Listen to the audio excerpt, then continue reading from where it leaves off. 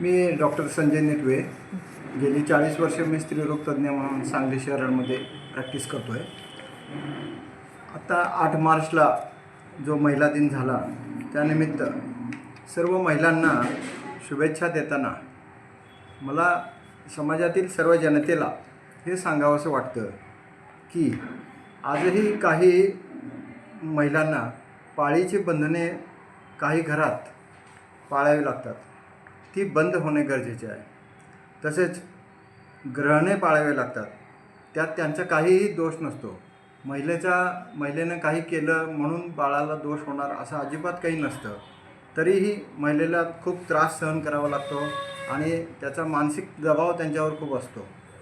तर या सर्वातून त्यांची सुटका व्हावी ही इच्छा व्यक्त करून महिला दिनानिमित्त मी त्यांना शुभेच्छा देत आहे. तयार करते 1-2 मिनिटं.